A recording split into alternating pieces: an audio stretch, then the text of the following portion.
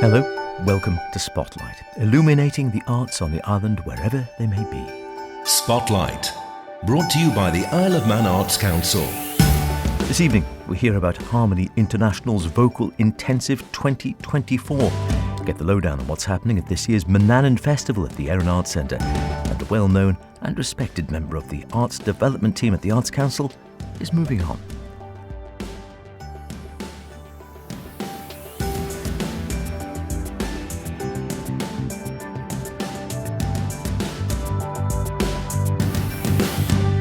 Remember, do get in touch with any creative artistic endeavours you might be involved in, planning, hoping to create, or would really like to put in the spotlight. Poetic, theatrical, musical, literary, ceramic, sculpted, vocal, drag, film, mime, social media.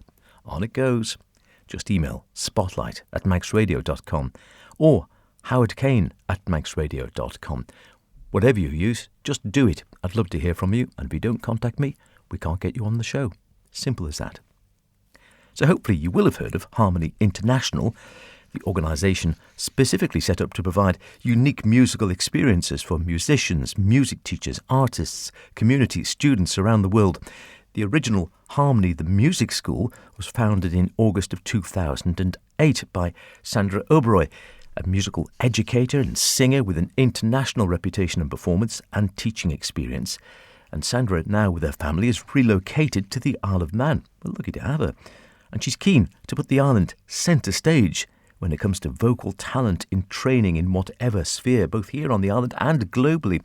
With that in mind, this coming weekend sees the start of the first island-based vocal intensive.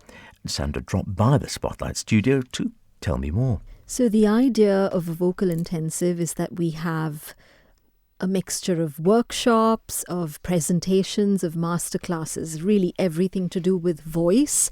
And because it's intensive, it's over a short period of time, so you know it's going to be focused training, comprehensive, but sort of built into a short span of time. So this is over a week and about 3 hours a day of focused training sessions. So that's the workshops, the presentations and the masterclasses, but also at the end of each day there's an hour of chats with different music schools, different music programs about their offerings. So along with the fact that you can learn a lot about different aspects of the voice, different genres, building on technique, building on an understanding of how the voice works.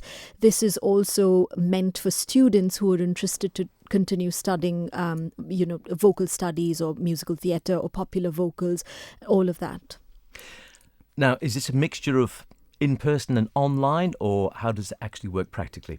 Correct. This year we're running 2 days in person at the Kensington Arts Centre in Douglas, because what we thought is it'll be really wonderful to establish the island as a space where, along with the musical activities that are happening, for example, the guild and all of that, just right off the top of that, we have pedagogical activities as well happening. So in a sense, it's a sort of a conference, a 2-day event on island, which will also be streamed live, so people from other countries are joining us. But then along with that, a whole other 5 days, because it's a week, so 2 days in person, hybrid in a sense, and then 5 days only online. Perhaps one day we can come to having a whole week in person, but at the moment it's really looking at these 2 days on island where there's focused training offered to teachers, singing teachers, to choristers, to singers, to students. Yes, really anyone interested in the voice and how it works. So even you then, Howard. Definitely me, without a doubt. We got some top names involved in this when it comes to sort of vocal coaches and people like the Guildhall School. Correct, that's right. We're really excited to be collaborating with the Guildhall School of Music and Drama. they're coming in from the UK. So the deputy head of voice and the associate head of vocal studies, they will be here to work with people in the room, which is really exciting. Along with that, we have a professor of voice from Wheaton College Conservatory in the US. She's coming here. Now, what's exciting about her profile is that she is the International Region Governor of NATS, which is the National Association of Teachers of Singing. And this is a 9,000 plus network of professional voice teachers around the world. And Sarah Holman, she sits in a position of being the International Region Governor. So she's here on the island. I was really very keen to bring her here because there's so much music making happening on island, and it'll be great for us, for people on the island, to get connected to what's happening outside through organizations like NATS and ISME, where I'm also sitting in a leadership position. I'm on the executive board of ISME, which is the International Society for Music Education, and I'm NATS president for India. But something needs to happen on the island as well. So Sarah's here. She's been teaching at Wheaton for 33 years. Mezzo-soprano, has been singing at several different opera companies, including Santa Fe Opera, and she's here on island to work with students and teachers. So I think it's really exciting that we have this opportunity, just right, as I said, right off the top of the guild and all the music making that happened. We now have focused pedagogical opportunities, and the island is sitting at the centre of it all. Well, I was just thinking that because it really does put the island very much on the map when it comes to this whole concept of vocal training, but not just on a local level, but on a global level. Absolutely true. And if you look at the sessions, Howard, there's, it's so varied from just emphasis on perhaps singing, operatic musical theatre, art songs, to really understanding acoustic vocal pedagogy. Now, who talks about that, generally speaking, in their classes? But we have Professor Ken Bozeman, who's emeritus professor at Lawrence University in the US. He is the world expert on vocal acoustics, and he's going to be sharing about why bother with acoustic vocal pedagogy. But even just along with that, there's somebody else, Kerry Obert, who's an expert on the science of the voice. She's a speech and language pathologist. She's done over 20,000 endoscopies in her career. She's bringing her knowledge of twang essentials. Now, if voice teachers know about this, and they would, absolutely, for musical theatre, that's one of the primary voice qualities that we need, for projection. We have somebody literally coming and doing a 55-minute presentation on twang essentials. So that's really exciting. And over, from there, we have people talking about different genres of K-pop, and I know this is something that a lot of young people would be interested in. Even teachers being current with trends that our younger students are interested in. I'm doing a session on building resilience in adolescent voices. Why is it that perhaps children, they have crystal clear tones when they're singing, but then when they hit puberty, suddenly, the voices become husky, raspy. I'll be talking about the science and physiology of all of this, but also giving tools and techniques how people can build resilience in younger voices. So there's really an array of sessions, and even something else that I thought would be quite useful and valuable, because there's so much music making happening here. Copyright and licensing for singers, songwriters. We're doing all our music, but do we know what our rights are? We need to. Maybe we want to put it out there for free on TuneCore or SoundCloud. But then, do we know what our rights are? That's important. So it's really this wide array of styles, performing African-American songs, performers, health, fado, which is Portuguese songs, going on to exercises for jazz improvisation. Marvelous. Something for everyone, really. Because, again, the idea is to democratize the vocal curriculum, where people must realize, and I'm sure people do, but it's just bringing that, repetition of the idea that there is no one way of making music that's more important than the other. There's no one right way. Mm-hmm. You can choose to sing, opera or K-pop for that matter, and choose that is your style of preference, and that's fine. I'm no one to tell you, not to do it. But what I stress on, even with my students, is to build vocal sustainability.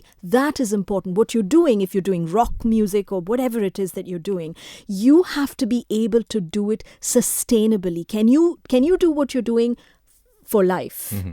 Mm-hmm. There's another session on singing for the mature voice, which I think a lot of people will find interesting as well. In fact, when was it? A couple of days ago, there was somebody we were talking with, and he said, I'm finding it difficult to speak even. And I said, well, go read your Bible out loud. And he said, I hadn't thought of that. I barely use my voice. Just say good morning and good evening to my wife and a couple of words exchanged. But using your voice regularly, just even understanding how the voice changes as we grow older and what we can do to build sustainability. I think all of that is covered in this one intensive. You see, that's why you asked me, why intensive? Vocal intensive indeed. That is the answer. It is pretty much everything packed into just a few days. Great idea. We were saying this last time. It's wonderful. I do hope it goes even further. It's taking place, the Vocal Intensive, this year, May the 25th, May the 31st. Between those two dates, is it too late for people to get involved? 25th and 26th is on island. Right. That's right. And if people want to get involved, is it too late? Or can they still get involved now? No. And if so, how do they do that? So the easiest way is to get on Eventbrite and type Harmony International Vocal Intensive, and you'll find us there. You can sign up.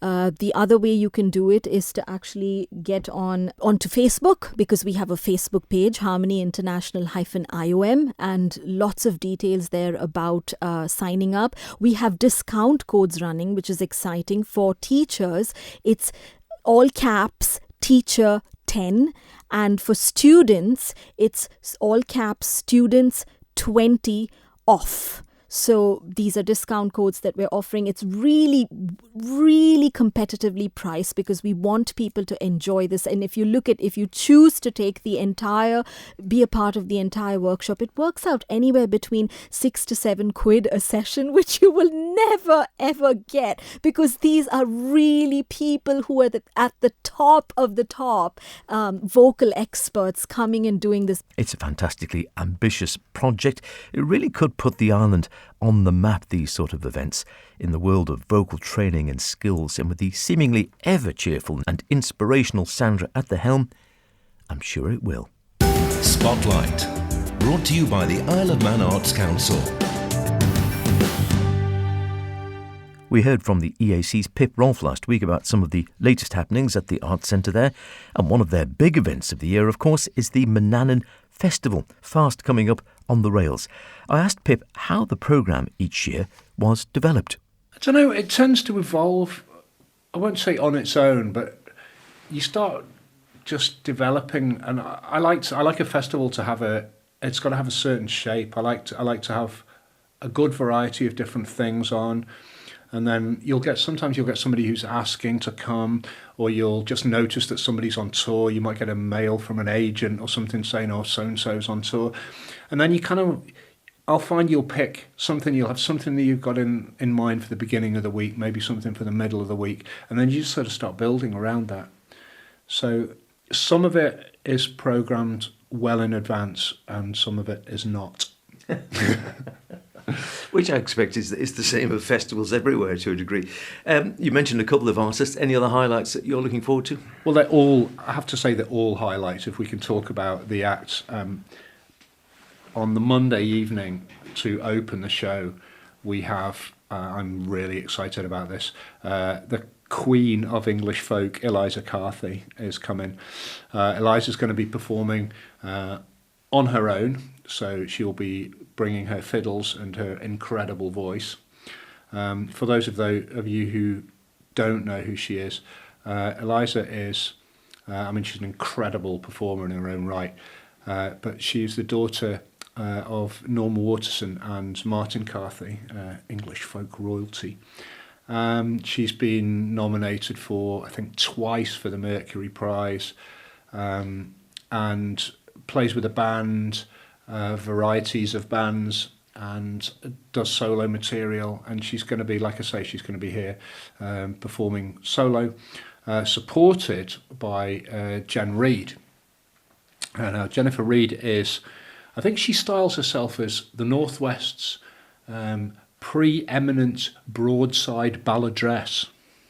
Good title. Well, isn't it? Yeah. So she'll be performing a cappella broadside ballads in support of Eliza. So that will be a big night.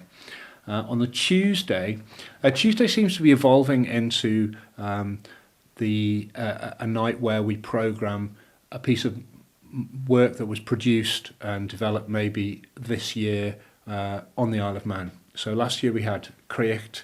This year we have a piece by Kitterland. Now, Kitterland are Geoff Whitten, Tibor Miklos and Anthony Dalton.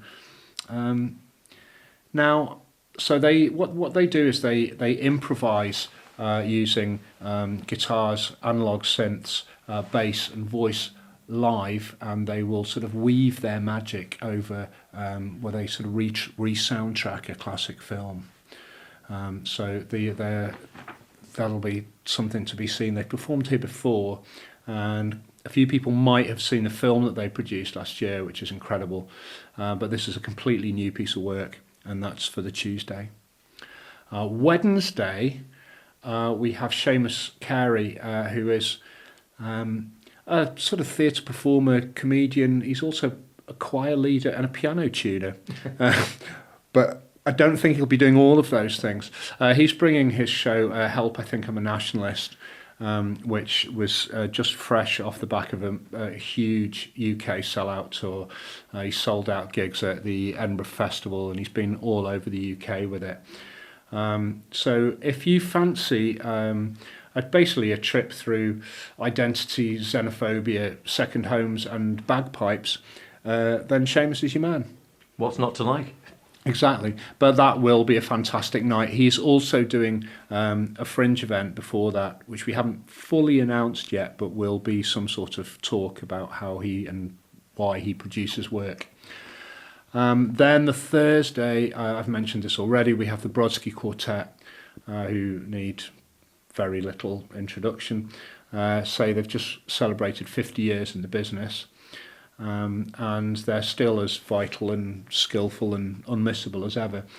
The Brodsky will be playing, we're not exactly sure of the programme yet, but possibly Schubert's Death and the Maiden Quartet, possibly the Ravel F Major Quartet, and some of Pablo de Sarasate's Spanish dances, and some big French encores they've promised as well. So it's going to be a big programme.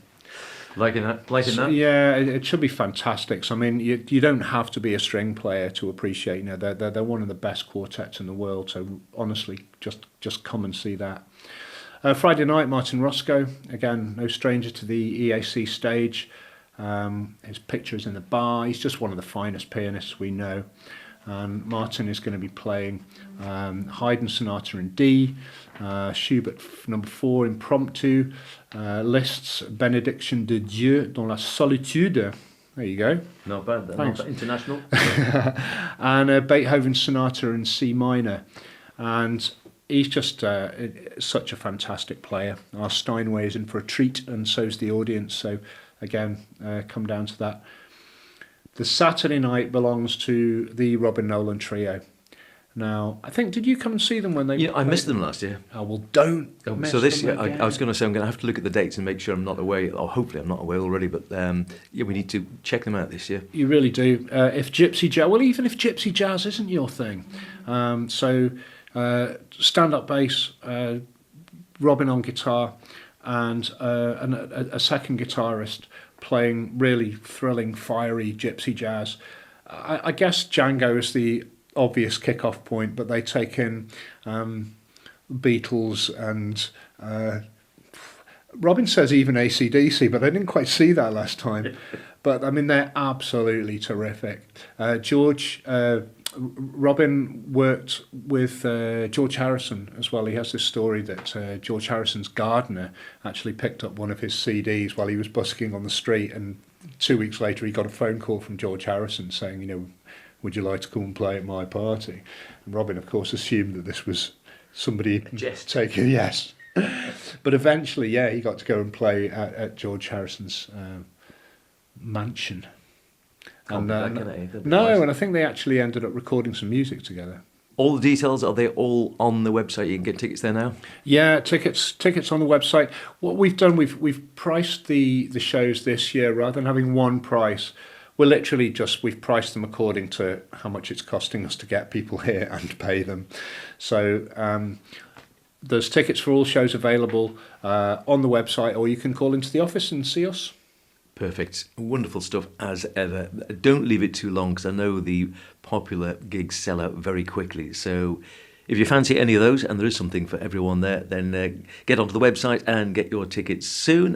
Looking forward to that. Just very quickly, off the back of the Mananan, casting forward to the rest of the year, I mean, do you go that far, or do you get as far as the end of the Mananan and then think again? No, I think last year I might have said I get to the end of Mananan and then just go to bed for a little bit, but we're pushing on through. I mean, we're pretty heavily booked now, right, almost up until Christmas. So, I mean, we still have vacancies and we still have, programming to do, but we've got a lot coming in, so it's quite an exciting time. There really is something for everyone at the Mananan Festival, but don't hang around. As we said there, the popular shows sell out quickly. Get onto the website and book as quickly as you can. Don't say I didn't tell you if you can't get into your favourite. Finally this evening, it's a bit of a farewell. The Arts Council's Ali DeBacker has been a regular contributor to the show for the last several years, but sadly this might be her last appearance, as I discovered after I had a recent chat with her in the sun outside the Villa Arcade to hear about the recent Meets the Arts Council team event. Well, this is a bit of an unusual one because it's for your job. It is, yeah. I'm leaving the Arts Council after nearly 5 wonderful years. My title here is the Arts Engagement Officer. So if you were thinking of applying and you're very active in the creative community here and you're proficient in social media, this is the job for you if you want to be involved in the creative community. The job description closes on the 26th of May. If you wanted to find out any more information about it, you can visit our website, or you can visit the Isle of Man Government job website, or you could give us a ring, 694 598, just for a chat if you want to find out any more about the job spec. And best of luck to everybody who wants to apply for it. You've clearly enjoyed it. Like you said, you've been here 5 years, done a wonderful job down here, and be a familiar face, and I'm sure a great loss to the team in there. What would you say is the sort of key sort of skill set? You mentioned obviously being proficient in social media, but what other sort of skill sets do you think are ideal for a job like this? So just being actively involved with the creative community here, being a people person, that really helps, and being a good listener, listening to ideas, and just being part of a team kind of player as well. If you are creative, that is a massive bonus as well, because then you'll be able to put your own kind of stamp on this role. It's a very unique role, and I'm sad to be leaving, but I think it's a very exciting opportunity for somebody, and a different time for the Arts Council. So it's a really exciting opportunity for someone. And in your 5 years, any sort of highlights sort of stand out for you? Anything you've really particularly enjoyed, or think, wow, that was something that perhaps if I hadn't been in this role, I'd have never got to experience? Most of it. I'm going to be honest, most of it. So, it's such a varied role. Every day is different. The people that you meet from the creative community, the events that we put on, meeting and talking to Louis Theroux and Kevin MacLeod, and then putting on a Creative Industry Insights evening with my friend Rick Jupp, and all the awesome things that we've done in the community, the Meet the Team, the hospice involvement with the dolphins. There's just so many to reel off. It's just a great job, and as I said, every day is different, and best of luck to the new applicant. Well, we all wish her the very best in her future career. That's about it for this week. Don't forget, if you want to hear anything again, go to maxradio.com, download the Spotlight podcast, listen where and when you want. Why not try it whilst huddled around the campfire for summer warmth? See you next week. Until then, look after yourselves, whatever you're doing. Be creative about it. Cheerio.